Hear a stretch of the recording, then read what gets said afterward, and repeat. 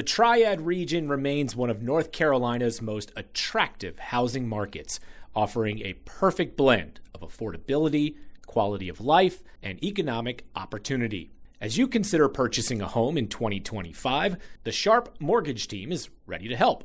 With median home prices significantly lower than the national average, first-time home buyers and families continue to find excellent value in the Triad. And with programs like NC Housing Financing Down Payment Assistance, your new home may be more affordable than you think. Or if your holiday bills have been stacking up, the Sharp Mortgage Team can help you consolidate your debts and put you on a successful road in 2025. Call them today, and they'll advise you on the best strategy. Call Ashley and the folks at the Sharp Mortgage Team at 336-575-9448 today for a no-obligation conversation that could be your best decision all year. I've never seen that many one-finger salutes in my life over the course of 2 or 3 hours, and that was one fired-up, crazy crowd. This is the Triad Podcast Network. Renowned NASCAR broadcaster, Performance Racing Network anchor, that's PRN, a Triad treasure, boxing champion, referee, do I keep going? An absolute legend, most importantly, a one-on-one person and personality. Mark Garrow with me on Triad Sports One-on-One.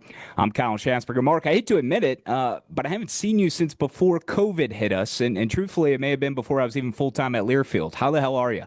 I'm doing fine. Life keeps throwing lemons, and I keep trying to make lemonade, man. Try to stay busy all the time. And so far, so good. I try not to let too much moss grow under my feet, and I've been successful at that. Well, I'm delighted to have you on the program. It's well overdue, but I thought it was especially appropriate because the sport is ascending on historic Bowman Gray Stadium in Winston-Salem this weekend for its season opening exhibition, the Cookout Clash, an event held at the LA Coliseum the last couple of years.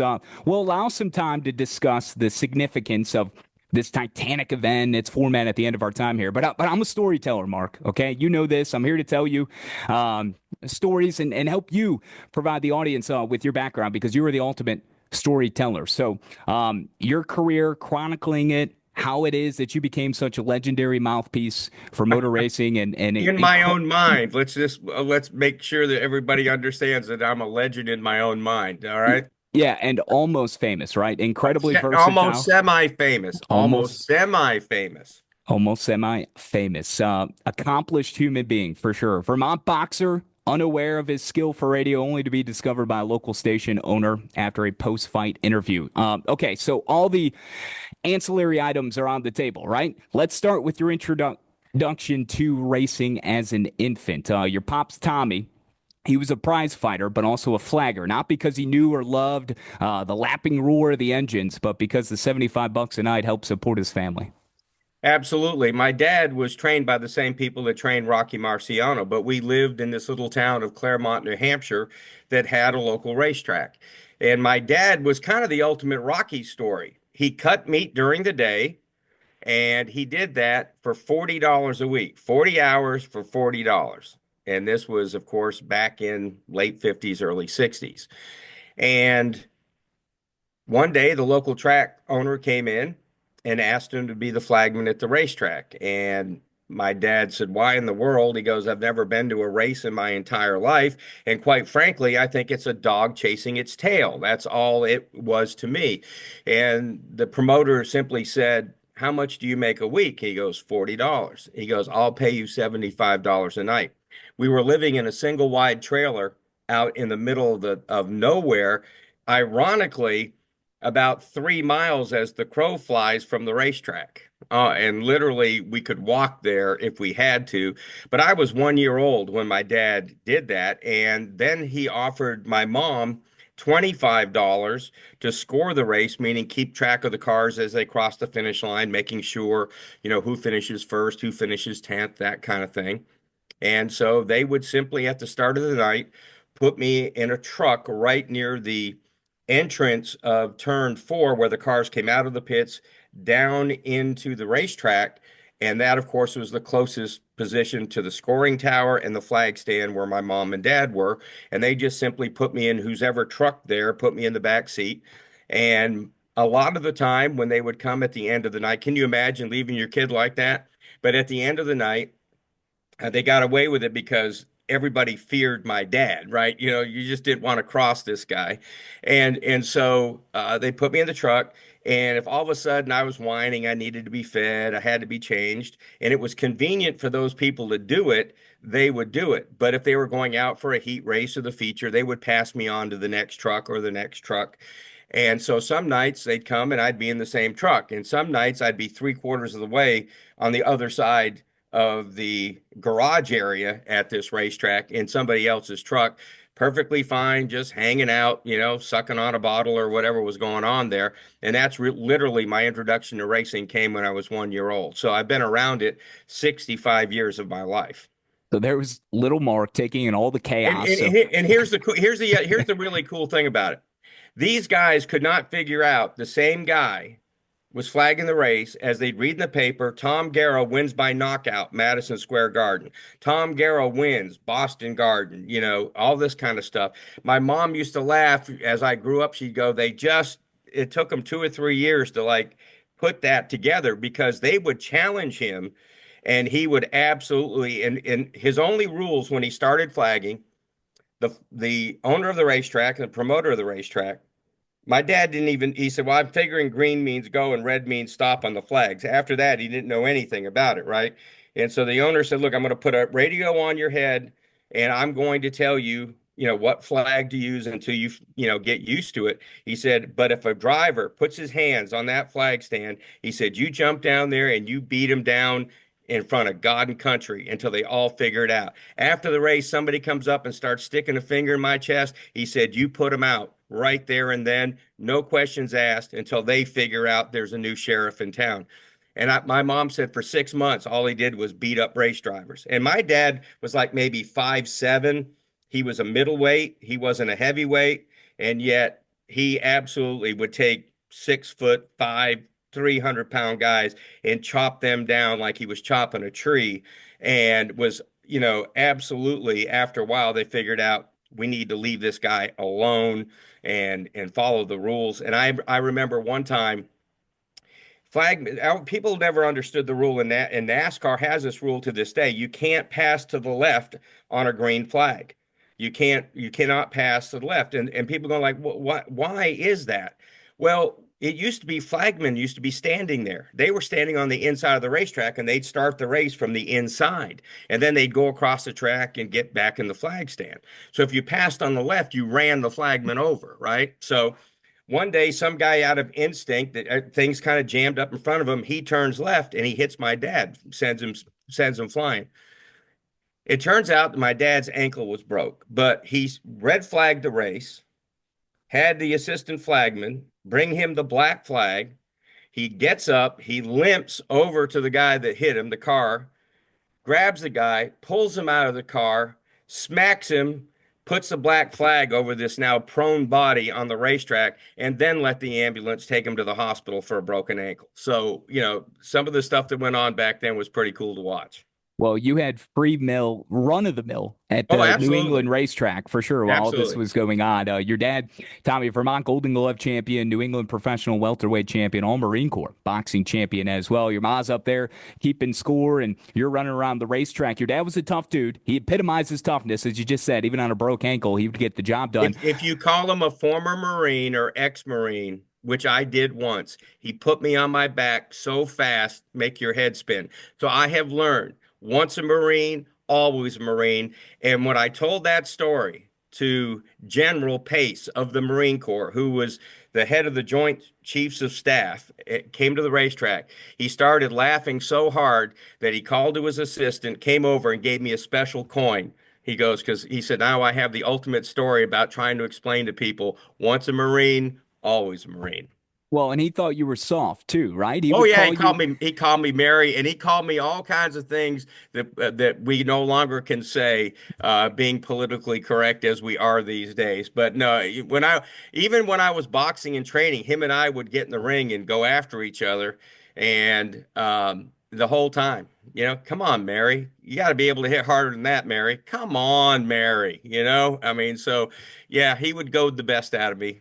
He would certainly know how to fire me up. Well, his unrelenting torture, if you will, at times to try and harden you up, ultimately led you at the age of 15, right, to seek out boxing and make a very declarative statement for both yourself and your pops, right, to shed that Mary moniker when there was a new boxing team that came to town. Absolutely. It was almost, I was being challenged. The guy that came to town was trying to establish a boxing team there. They had several up north. Burlington is the biggest town in Vermont, and they had several in different parts, but they didn't have anything in the southern part of the state. So he came, he was telling me how great his son was, and I eventually beat his son twice. And I just got to the point where, yeah, I was kind of fed up at that point in my life, being called a sissy and all that kind of stuff. So I volunteered my dad as the coach. He read about it in the newspaper the next day, and off we went. And there was about 7 or 8 of us that started, and there was a core group of 3 of us. And that between us, I think us 3, I think we won somewhere around 20 championships, whether they were state championships, New England championships, that kind of thing. And I got a chance to fight in the nationals, and I made a run at the Olympics. Got beat, controversial decision in Boston Garden in the regional finals. So to this day, I had a chance to. I didn't know it at the time, but this is how fate kind of steps in and directs you where you're going to go. I lost that fight. It was a close fight. I thought I should have won. I thought I had won. And I went back to Vermont going like, okay, I took my shot. And the Olympics that year were in Montreal. And that was the year that Ray Leonard became Sugar Ray Leonard, Leon Spinks, all these guys wound up being gold medal champions. And they trained at UVM, University of Vermont, because Burlington was only about 90 minutes away from Montreal. And I didn't know that if they were unhappy with the guy who had made it to that weight class and had fought his way to that, they could have a box off. They could bring in anybody they wanted, and they would fight, and if that guy beat him, then he went on to represent us. And if not, we fought again as a tiebreaker to see who was going to represent the United States. And at that time, I was 118 pounds fighting in that class. And so I got beat in Boston Garden. I'd hurt my knee. And I said, well, there's no boxing for me for a while competitively. So let's get this operation out of the way. So I had my knee operated on.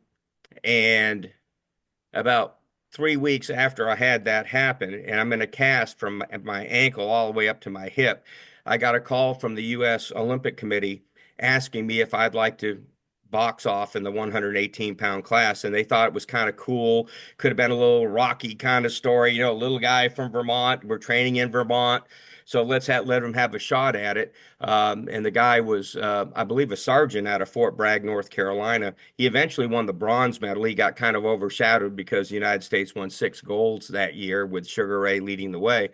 But I got that phone call, and they asked me would I like to come up and do that.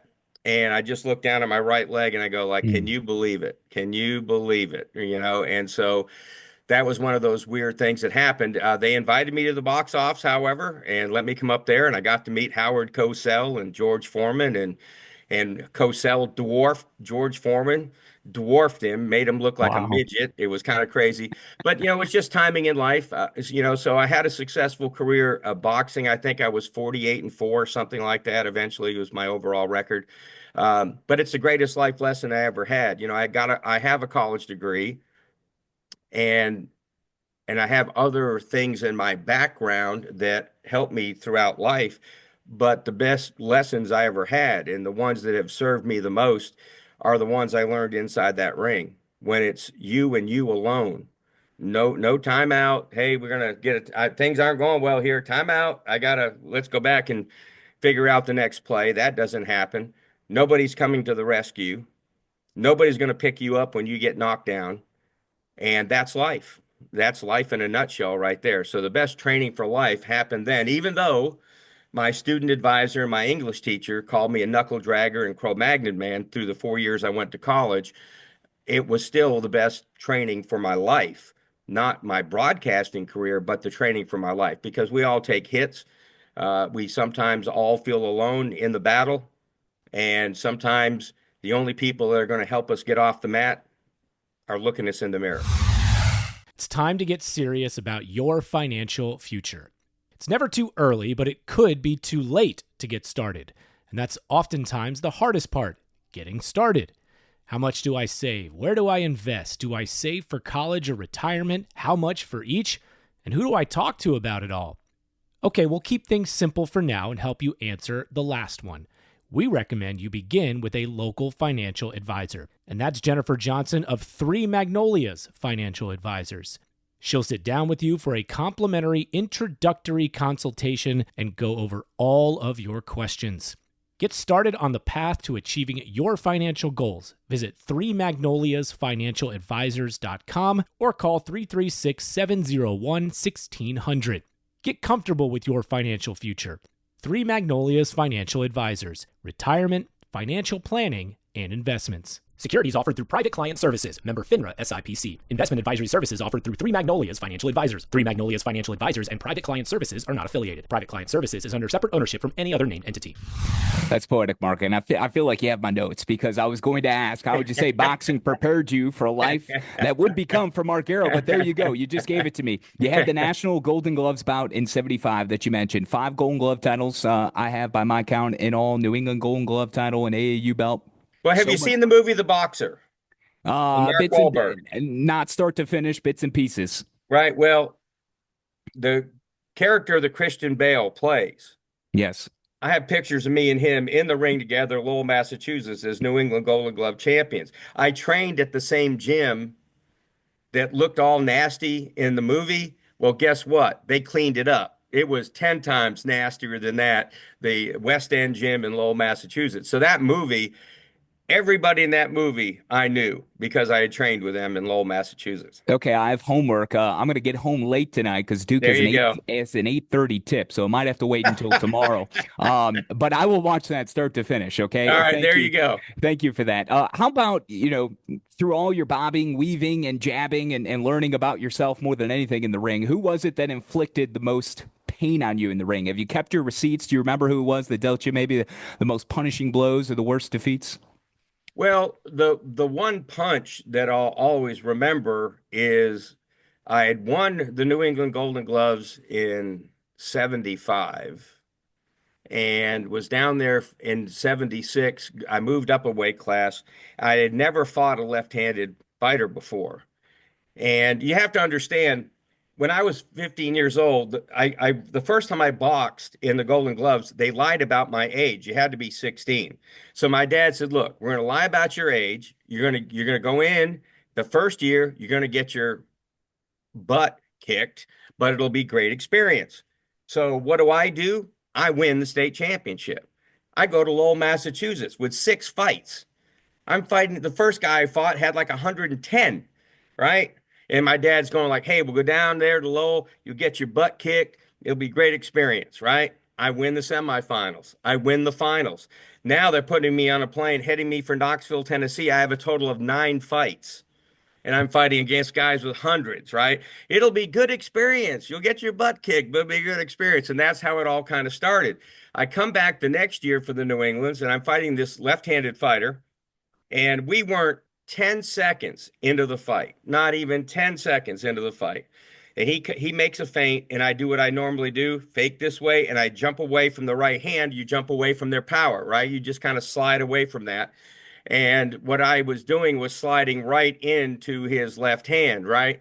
And I could see this missile coming out of nowhere, and I'm just, telling my body down, down, down, down, right? And you don't want to duck at the waist because you can't see punches coming if your head's staring at the floor. So you kind of use your knees to get lower. And I could see it coming the whole way. And I'm going down, down, down. And I didn't quite get there. And it caught me right in the middle of the forehead. And it was the worst thing because it snapped my neck. It hit it in just a spot where I was leveraged. And I had a stinger.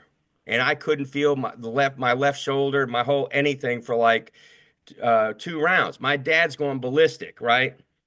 Calling me all kinds of names, because I'm running for my life, just trying to get, I can't even move my left arm, right? And I'm trying, and it didn't take long for that guy to realize I was one-armed and he was coming after me, And so for 2 rounds, man, that was like just pure survival. And my dad, I go to the corner in between the first and second round. He goes, "For God's sakes, just ripping me a new one." And I'm going, "I can't feel my left arm. There's something wrong. And so this guy's pummeling me. I get halfway through the second round, and I feel it start to come. My arm's starting to work again a little bit, and I started to kind of at least hold my own. I was under a lot of pressure. And so I go back to the end of the second round, and my dad's just totally disgusted. He goes, "All right." He said, "Do me a favor." He said, "Bell rings. Go out. Hit him once. Just hit him one time. Just one time. Then lay down. I'll take you home to mommy, and we'll just chalk it up as just a complete lost cause. Why don't you do that? So, but you got to hit him once. Then you can lay down. All right. Then I'll take you home." And so I go out there now, I'm just steamed. And so you touch gloves, we step back, I jump in there and I knock the guy, practically rip the guy's head off, and I beat him pillar to post, the third round. But I'd lost the fight 2 out of 3. I mean, clearly I lost the first 2 rounds. And that's the fight that kind of stands out the most. I fought him again and I lost by 1 point, mainly because I fought stupid, because I was so mad about what happened the first time. I just met him in the middle of the ring, and we never did. There was just bombs away, man, throwing everything but the kitchen sink for 3 rounds. And if I had fought him with half a brain, I would have won the fight. But I was so determined, like it was like all macho kind of thing. And he had told everybody, "Yeah, that's a guy that I knocked out in the New England Golden Glove." I said, "Buddy, nobody ever knocked me out. Ever. Not you, not anybody."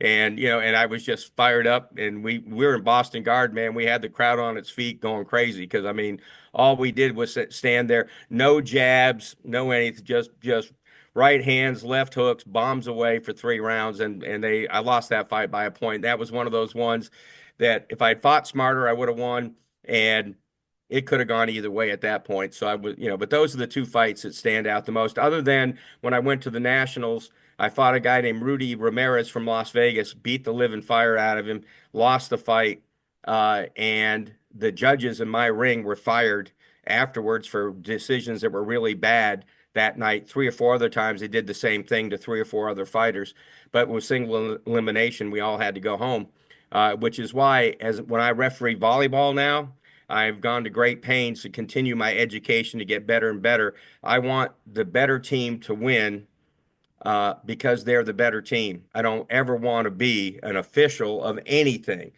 I don't ever want an athlete to have the feeling that I had after fighting for 6 months and through all the blood and the sweat and the tears and all that, and not get beat by a better fighter. I got beat by the judges, who were incompetent. So I don't ever want to be a volleyball referee where my incompetence cost somebody the game. I want the best team to win. We needed you in the AFC Championship. We got to get you in games no where lie. Patrick Mahomes is playing football. Did you see how that guy marked the line and then kind of wobbled his way inside about a half a yard, Yeah. Ridiculous. Yeah. Metaphoric for life, though. You talked about the lessons from boxing. That match where you got the stinger when you bobbed one way and then you went right into the left hook. I mean, you got to play chess, not checkers. That's what we need to do in life. So you made the wrong call there. I got a kick out of learning that university professor while you were in college criticized you for your journey in the ring, but the president at Castleton College appreciated the notoriety you were bringing to the school, so it helped take some of the heat off of you. Let's move to your start, though. Yeah, but you got to understand, I didn't care what she said, because when she'd sit to me, she'd go, I get to class, and she always thought she'd try to embarrass me, wait for everybody to get into class. "So, Mr. Garrow, I read where you won your championship over the weekend. How many, every blow is 1,000,000 brain cells that disappear from inside your head. So how many brain cells, Mr. Garrow, how many millions of brain cells do you figure you lost this weekend?" I go, I really don't know, but I can tell you for a fact the other guy lost more. And that was, kind of my standard thing with her when she'd start complaining about how I was the Cro-Magnon man of her English class. Well, your start in radio, coincidentally enough, from what I understand, came following a fight in a post-match interview with a local radio station owner who felt a certain level of charisma and personality out of you that was different. Oh, absolutely. That was the kind of weird point. I was going to Castleton State College in Vermont, And since I was always in shape, I was going to be a phys ed teacher and at that point wanted to kind of specialize in working with special needs kids for whatever reason. And I just felt that was what my calling was. And after a fight, a local radio guy came and he interviewed me and said I didn't sound like a typical boxer. And I told him that at 5 years old, my name is Mark Thomas, but they nicknamed me TJ.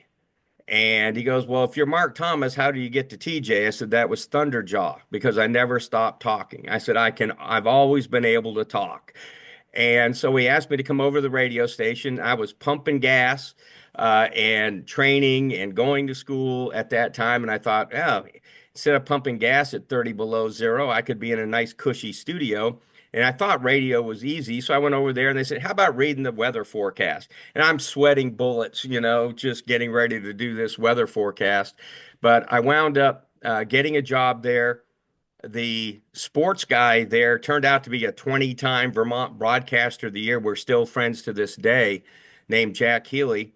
And Jack got offered a job shortly after I was there to become the voice of the University of Vermont Catamounts and would have a deal where he was the play-by-play for their football, hockey, and basketball program. And he worked full-time gig at one of the big radio stations up there as well. So he went off to do that. They made me the sports director. And I started bringing racing into it. I hadn't been to a race in 5 years. I'm over at Castleton College. My dad had retired from racing, so I hadn't been to a race in quite a while. And so I started out as sports director there. And one day a guy walked in from the local racetrack, a half-mile dirt track, literally plowed out of a cow field. And he said he needed an announcer because the guy that he's had for 25, 30 years, an older gentleman had gotten ill and couldn't do it anymore. And I needed the money. And so I said, look, I'll do it. And he said, do you know anything about racing? I said, well, I haven't been to a race in a while. I said, but, I grew up around the racetrack, dad a flagman, mom a scorer, the whole story. And he said, all right, I'll let you have the deal. So I went over there. You had to hook up the PA system to two 12-volt batteries.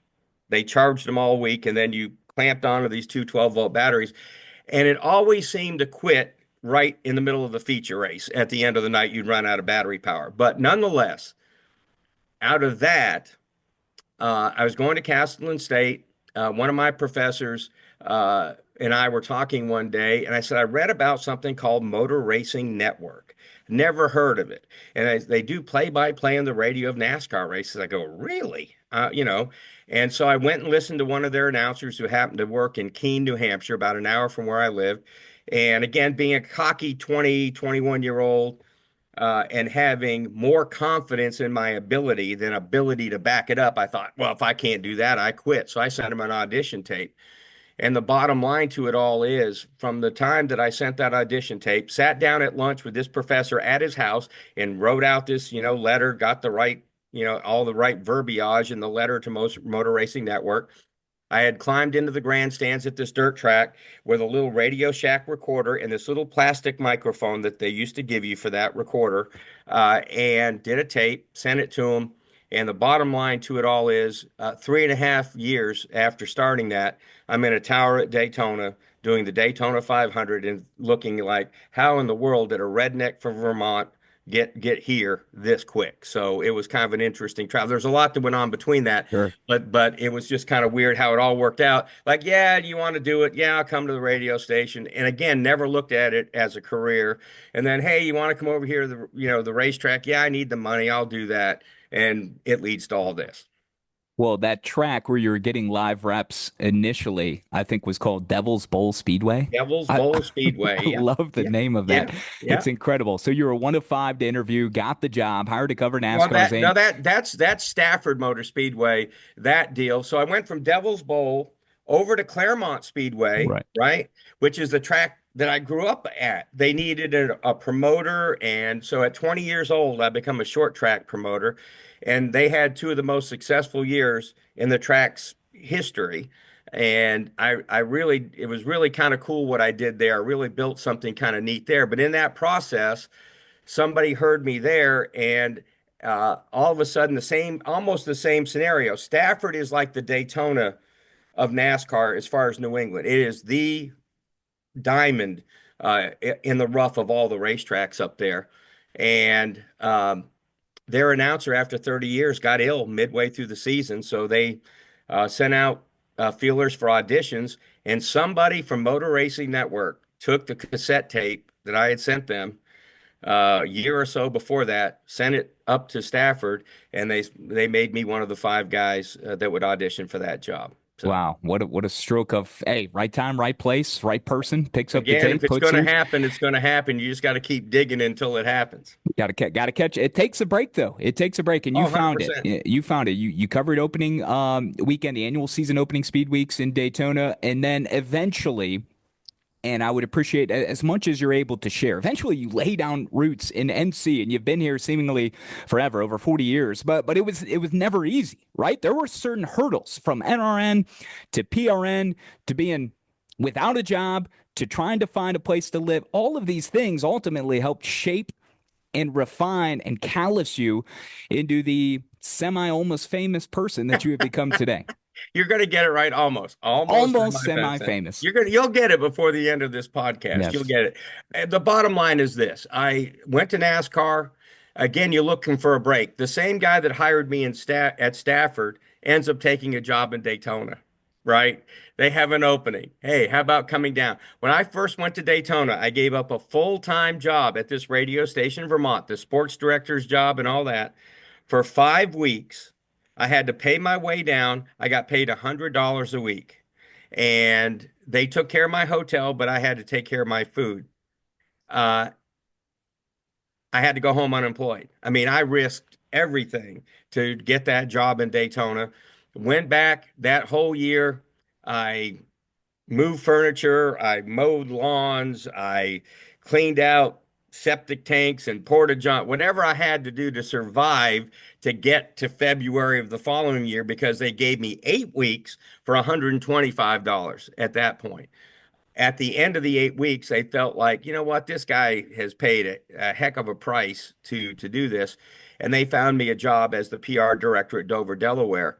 And then after a year of that, then they brought me in full time to Daytona. Did that for 4 years. Again, being a hard-headed Yankee, had a difference of opinion on something that was very important to me. Integrity, character are very important to me. Even though there are many times in my life I have failed in those areas, but it's important to me. And so I felt the need to leave and sort of got blackballed after that. NASCAR tried to run me out of the radio business at that point, and I just kept hanging in there until, in absolute desperation, talked to some folks at Capital Sports in Raleigh. They were doing NC State and Duke, and they've done all kinds of things. They own WRAL TV, the Durham Bulls. They've got a lot of different things, sports properties. And they had just begun putting satellite dishes down in North Carolina and Virginia. And so when they asked me if I had an idea for a radio show, Ned Jarrett, who is an icon in our sport, was doing a show, but he had to send it to the stations on cassette. So he had to talk about what happened last week and what may happen next week, could never talk about today. And so I told Capital Sports, we can talk about today if we have it on a satellite and we can ship it to them daily. And so they bid on the idea and capitalized it, and we turned it into a 440 coast-to-coast national radio network in a show called Winston Cup Today. 43 years at the top of the sport covering NASCAR.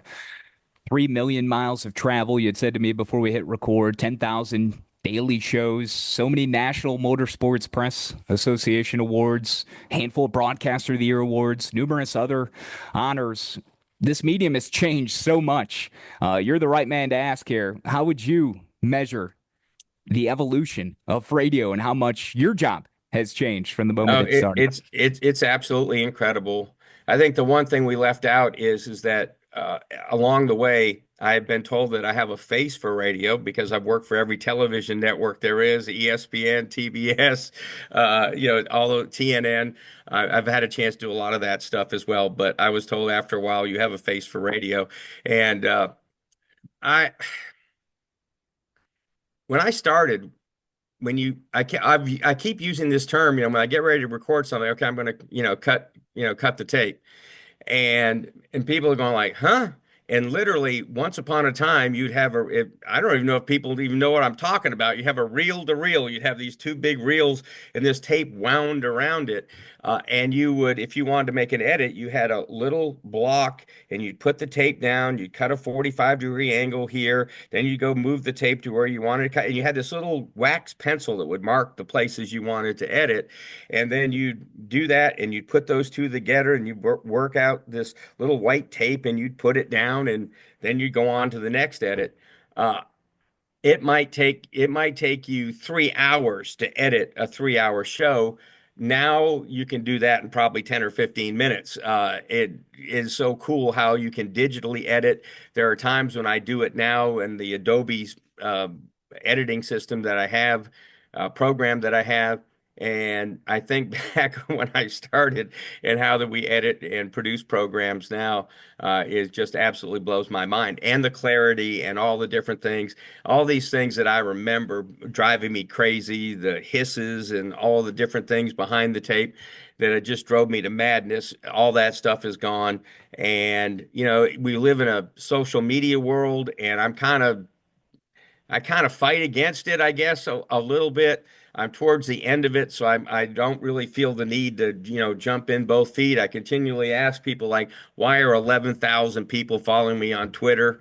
And, I'm told constantly like, Mark, you could make that 111,000 if you would just try, and it just doesn't mean that much to me. But that's all a big part of this thing right now that as an old dog, sometimes I'm not willing to learn new tricks, but it is interesting about the level of information you can find and just how you can process that audio and different things. Way different than when I started out in this business. That's for sure.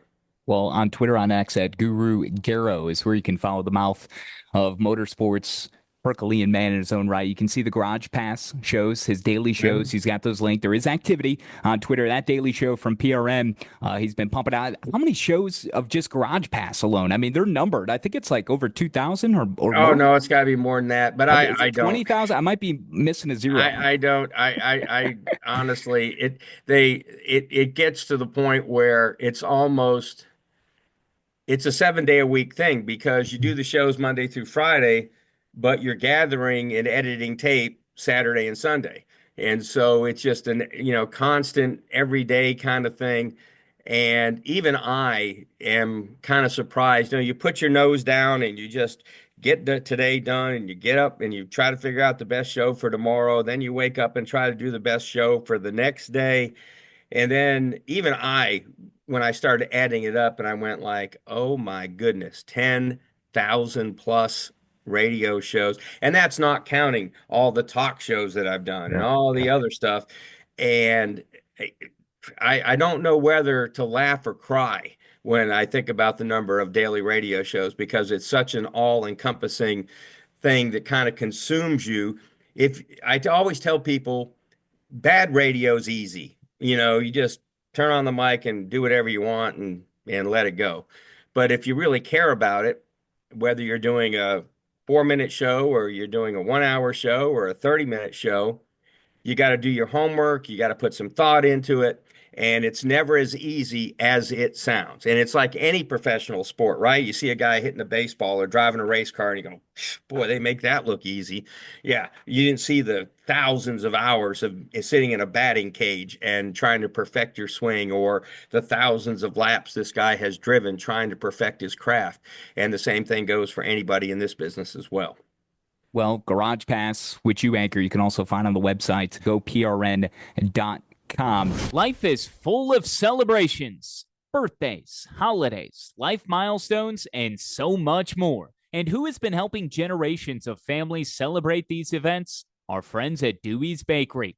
And even if you aren't planning for something in the near future, you don't have to wait to enjoy something savory and delicious from Dewey's. Maybe you just need something to get you through your Mondays. Drop by every Monday for a free Cake Square Day. No purchase necessary. Just come celebrate the start of a new week. So, if you're hearing this ad on a Monday and you're in your car, reset that GPS and get to one of their 3 Triad locations immediately in Winston-Salem at Thruway and Renolda Manor, plus one in Greensboro at Friendly Shopping Center. And any day of the week, you can find the perfect item with fast and easy ordering options at local.deweys.com.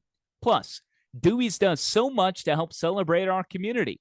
To date, they've given back over $4 million to local schools, churches, and other nonprofits. Your next celebration isn't complete without something special from Dewey's Bakery. Dewey's. Celebrate every day. New year, new you, right? Well, how about new home? Maybe your focus in 2025 is buying, selling, or investing in real estate. Maybe it's purchasing your first home or building wealth for your family. Whatever your goals are, the agents at the Ginther Group can help. It's never too early to begin working with Blake Ginther and his team, who have been a trusted resource to the Triad community since 2010. To reach Blake and his team at the Ginther Group, just visit theginthergroup.com or give them a call, 336-283-8689. What did you say your nickname was for talking? What was the TJ Thunderjaw? Thunderjaw? I love that. I'm wired the same way. I tell them, they'd make fun of me, and I tell my mom, "You always wanted a pink Cadillac." I said, "This mouth is going to get it for you one of these days." Now, I never did buy her pink Cadillac, but I bought her a bunch of cars over the years, so that was always the joke. I was 5 years old, and they would go, "Do you ever shut up? My God, do you ever shut up?" That's awesome, Mark. I want to ask you about the relationships that you've nurtured with owners, racing execs, the crew teams, fans, the drivers. I mean, just a wide net that's been casted as we approach on almost half a century. You've experienced so much: the thrill of victory, the perseverance, the resiliency of these teams, the heartbreak, and even death. Oh, absolutely. The whole gamut. Back in the 80s and 90s, man, we were hurting and killing a lot of race drivers. And to see these ferocious, violent crashes was something completely new to me. Had I seen hard wrecks before? Yes, but a third mile or a half mile racetrack doesn't produce a car going end over end 8 times and flying apart like it's like a plastic model. And you get to know these guys. When I became the PR director at Dover, the first 2 Cup drivers that I ever met, and I was always very grateful for that, were Ricky Rudd and Bobby Allison. 2 very neat guys, class acts, and you start to become friends with these guys. And back then, they didn't have these PR people that you have to climb through now to talk to a race driver and make appointments. People look at me like I've got 3 eyes. I've got one in the middle of my forehead when I tell them, when I wanted to interview with Cale Yarborough or David Pearson or Richard Petty, I just walked up and said, "Hey, is it a convenient time?" And they'd go, "Yes." Or, "Hey, come back in a few minutes." Or, "Hey, come on the truck, grab a sandwich with you, and we'll talk at the same time during the lunch break." And it was very personal at that point. Racing wasn't the cool thing that it turned out to be, and we were all trying to build the sport up. And so you had these relationships. And I met Ricky Rudd, good guy. So glad that he finally made the NASCAR Hall of Fame, and deservedly so. And went to Daytona. And he had this unbelievable wreck. It looked like his car looked like a fish had been hooked and was leaping out of the water. It come out of the flip, nose first in the air, and then started these barrel rolls. You could see his arm come out the window, and I thought to myself, again, not having experienced that stuff before, he's dead. I mean, you cannot survive that. And of course he did. He went to the racetrack the next week at Richmond. I'll never forget. His eyes were so black and blue and puffy that they had to put tape. They taped his skin, and then on the bottom, and then they taped his skin up here. He could hardly blink, and they had to keep giving him drops for his eyes because he literally had to tape his eyes open. But I really, at that point, went, "Oh my goodness, I'm not doing this if people are going to die." I mean, I just was kind of flipped out by it. And Barney Hall, who I was very lucky, became a mentor for me. And I couldn't have had a better one than a NASCAR legend, a literal NASCAR legend like Barney Hall. And he sat me down one time and he said, "Look," he said, "guys are going to get hurt and they're going to get killed. And he goes, they know the price. They know the game. And you're going to have to get over this. You're going to have to, like, yeah, you can feel bad, but you have to get over it. And one of the ways that I dealt with it over the years, and it's one of the few things in my life that maybe I didn't put up the fight that I needed to maybe put up, in the sense that from that point on, I go, okay, I got to deal with it. And as they got hurt or they died, I didn't go to the funerals. I refused to go to the funerals. I just said, okay, I've got to accept this. Business is business, and that's how I treated it. I broke it off any kind of personal feelings um, when they got killed or and that kind of thing. And I was good friends with Davey Allison and Bobby Allison, that whole family. Um, you know, Earnhardt and Kulwicki and the list goes on and on. It was a tough thing to deal with for me personally because uh, I want to do what I do badly. Is the worst outcome for me that I'm going to die? No. For a race driver, that is an ever-present thing. Now, thank goodness, and I'm knocking on wood right now, since the death of Dale Earnhardt, we've had a few injuries here and there, but they haven't been real bad, and we haven't had anybody lose their life. So I think we've turned a corner on safety, and it's something that NASCAR has always, taken the next step towards. If they see a problem, they fix it, and they move on. But it's a difficult thing because you know these guys, and you know he has a wife, you know he has a kid or kids, and what's their life like now? No. What's going on with them? You know that whatever happens to them, they're not the only ones that pay the price. And you're very conscious of that. And once upon a time, man, I mean, wow, when these guys, every race they started at Daytona and Talladega, they knew, that, hey, things go wrong in a hurry here, it could be really bad. Super powerful stuff. Thank you for sharing that. And I think showing you grace in that situation and for any similar person in that spot where, hey, it's okay to be selfish, to not go to these funerals because you've got to make the best decision for yourself to be able to get up each and every day and respect the job that it is that you have. And certainly nobody's going to feel or should feel any differently about Well, that. no, and it's funny, I had these conversations. Bobby Allison was a dear friend until the day he died with me, and I always thought a lot of Bobby, and he understood. I mean, they all felt that way. I mean, the drivers, Earnhardt, like, hey, he might send, $100,000 to a driver's family, but he wasn't going to the funeral. And did he feel bad? Absolutely. Other guys did the same thing. They felt badly and all that, but it was kind of like a superstition. And I guess I kind of bought into the way other race drivers handled it as well. Well, Mark, your schedule is about to get more hectic, I'd imagine, as we circle back to the Clash. One of the main reasons I wanted to have you on to feature your life, number one, but also feature this big event that's going to take over the Triad. So the busy times of the year, though, this is where we really get to thrive as broadcasters. Maybe little sleep, plenty of caffeine, but the pure love of what we do as storytellers, deadline producers really comes into full light. I know you know more than anyone exactly what I'm talking about, but that starts this week when the Cookout Clash comes to the iconic bull ring of Bowman Gray Stadium, NASCAR's longest running weekly racetrack here in Winston-Salem. Measure the significance of this Cup season opening exhibition that will be broadcast to a national audience Sunday, February 2nd, live on FS1 at 8 o'clock. Absolutely historic to have it at Bowman Gray. I mean, LA, they didn't care. They didn't care, right? I mean, we had a pretty good crowd the first year. I always call that the freak factor, right? You have something that nobody's ever seen before. A bunch of people come out and watch it. And then about half as many come back and watch it the next year. And then after that, it's even smaller. That's exactly what happened in LA.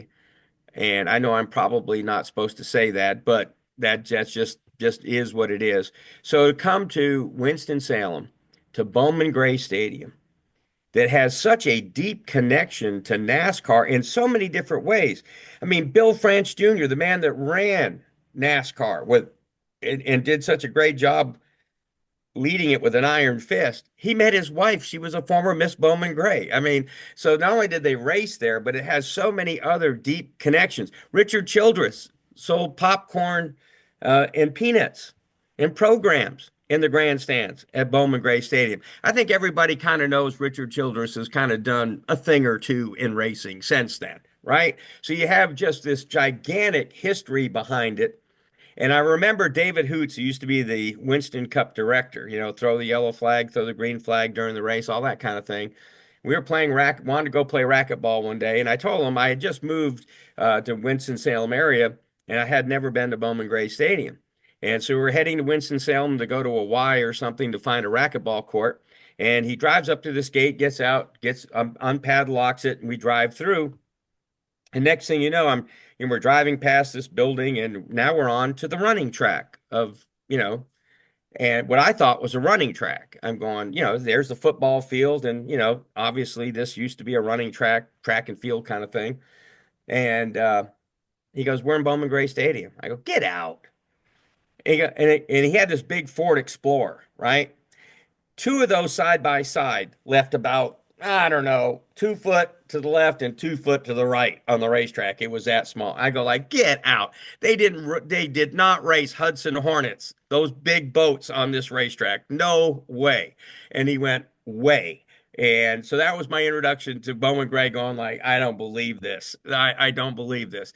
And of course, over the years, I've gone to several races, found out why they call it the Madhouse. I mean, I have never seen, I remember calling my mom, and I told her, I said, "Don't you ever let me catch you giving the middle finger to anybody." And she goes, "Well, what was that for?" I said, "I went to Bowman Gray Stadium for the first time, and I've never seen so many senior citizen women giving the middle finger every time Burt Myers goes by. They'd all stand up, and it's like every lap. It was the craziest thing in the world." I said, "I've never seen that many one finger salutes in my life over the course of 2 or 3 hours."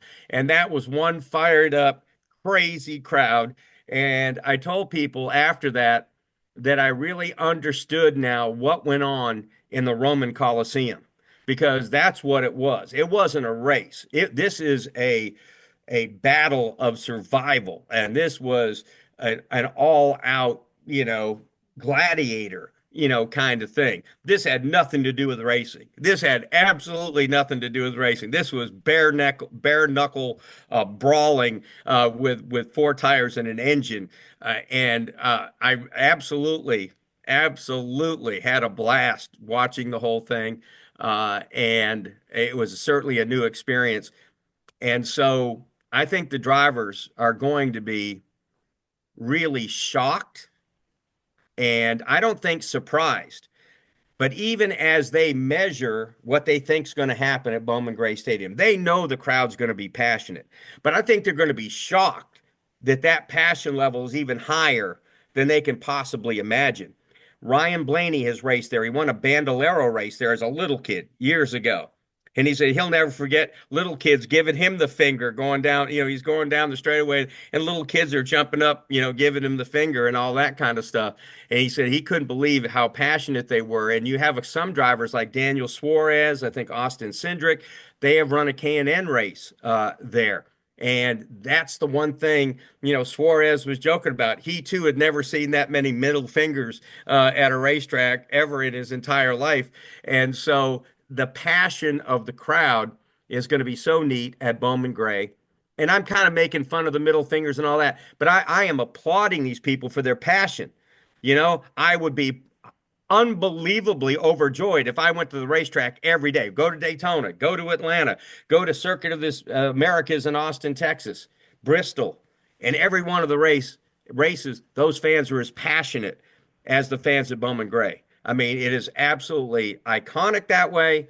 And I think although they're anticipating it, I think they're going to be shocked by the level. It's going to be even higher.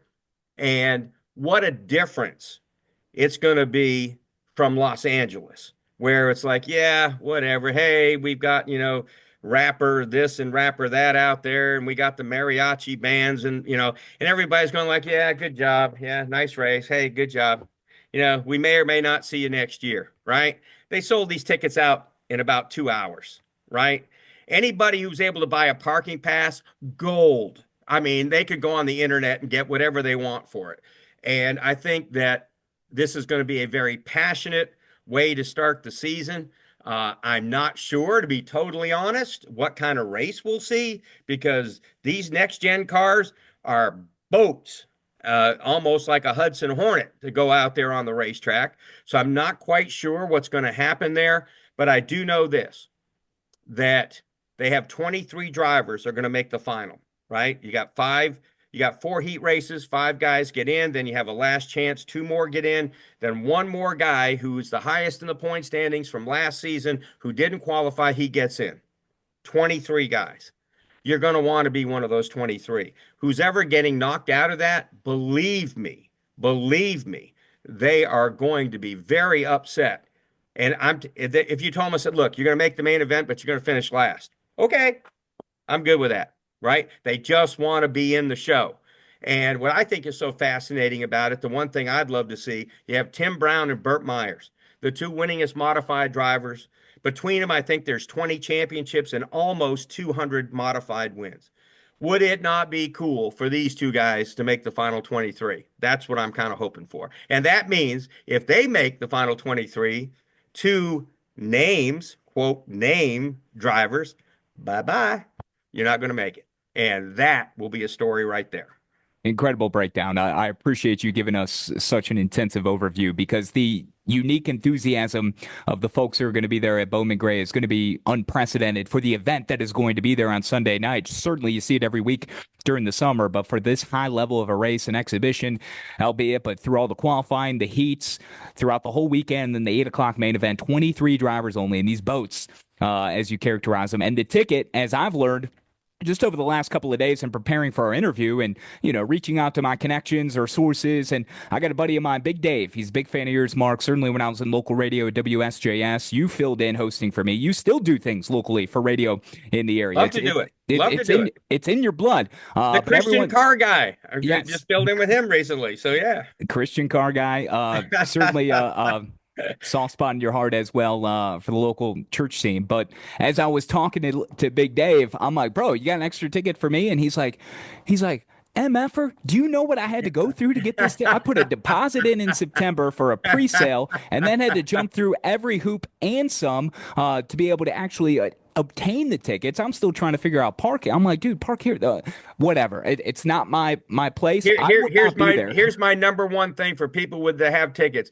Get an Uber. Let them drop you off after the race. Have a coffee. Wait for Uber to be able to come back by and get you, because the parking thing is going to be difficult. And I know that they've got these satellite areas now. They're working really hard. And what they're going to do is those buses that take people to those parking lots will have priority. So as soon as police and the other safety personnel see them, they're going to get the straight shot through. So I think that NASCAR and Bowman Gray are going to be very successful. They do this at Daytona, right? They have to have, there's so many people at Daytona. There's a lot of people that have to satellite park 2 and 3 miles away. And they have these buses just running back and forth. They have their own lane, or again, if emergency people, the police see them, they get first priority. So I think fans will be a little more, I think they'll be pleasantly surprised about how smooth that will go. And unlike last weekend where you were at Rise Indoor Sports Facility out at Bermuda Run officiating volleyball, that's not on your docket this weekend, right?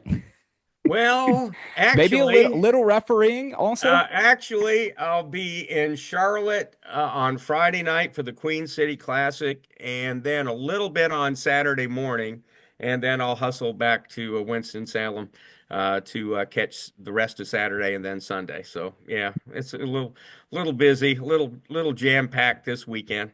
Little bit. Licensed because I'm in a program now with the USA Volleyball where I can't stand to be average. I mean, if that's all my ability can get me, then okay.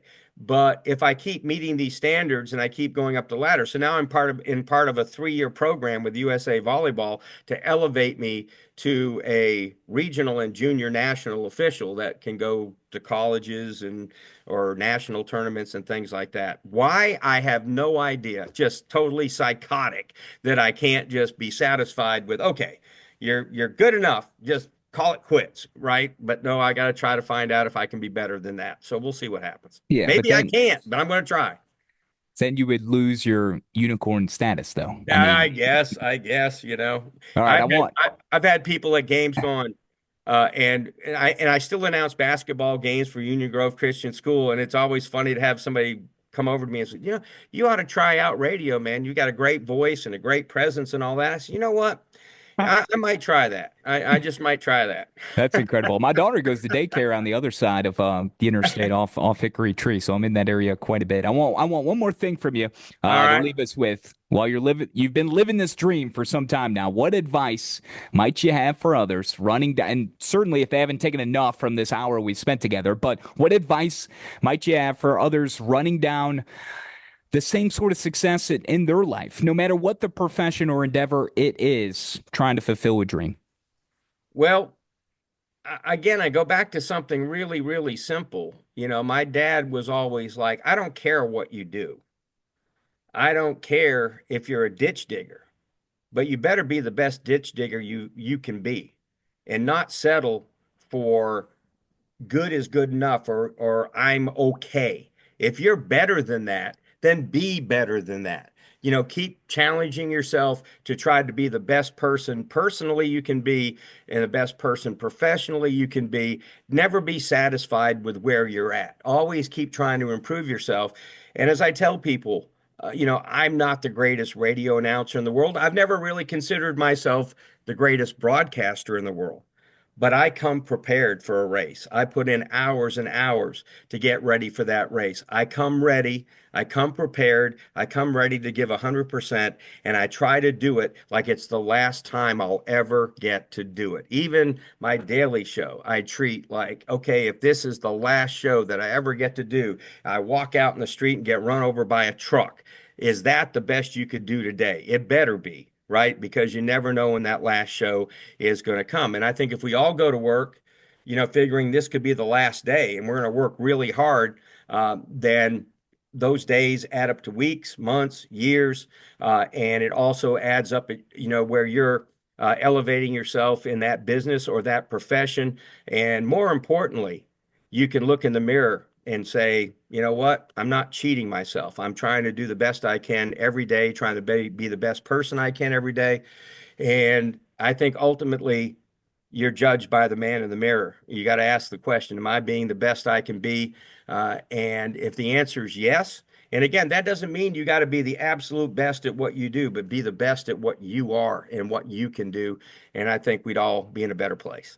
I love the image of getting hit by a truck or a bus, as I tell people throughout my mentoring and the people have reported to me throughout the years. No, see, my luck would be I'd step out and go, oh gosh, bus, and it would flash by, and then I'd take another step and a truck would hit me going the other way. That's what would happen to me. But that's what I tell most of the guys who I mix it up with on a daily basis. Hey, look, I'm trying to prepare you to be able to do what I do, where you can step in at any given moment in time, because I might not show up tomorrow. I might die just stepping out in front of my front door. You know, anything can happen at any moment. That's why, yes, pour everything you have, your whole heart, soul, and desire for what it is that you do and working on your craft and try to make others around you better. The legend, the dynamo, Mark Garrow, almost semi-famous. Incredibly fun having you on Triad Sports One-on-One. At Guru Garrow.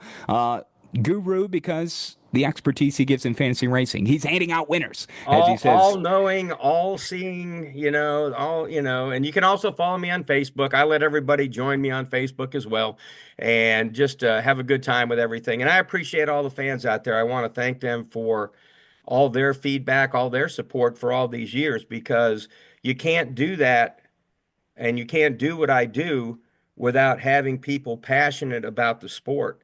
And without race fans, we don't have anything.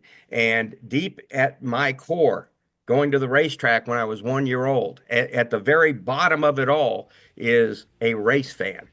And I'm able to do my job and stay successful, I hope, at it, because at the core of it all, I'm a fan just like they are. Mark, thank you for being so gracious with your time and giving back to our listeners. You got it. Thank you. Hey, thanks for listening to this episode on the Triad Podcast Network. Our mission is simple: provide information, advice, and stories about the people and places that make the North Carolina Triad such a great place to be. You can find us by searching Triad Podcast Network on Apple Podcasts, Spotify, pretty much wherever you like to listen. If you like what you heard and want to support the show and those that contribute, we would truly appreciate a rating and review on your favorite podcast app. It helps spread the word along, as do your shares on social media. You can find us on Facebook, Twitter, Instagram at Triad Podcast. To get in touch with us, simply email info@triadpodcast.com. Thanks for listening. This is the Triad Podcast Network.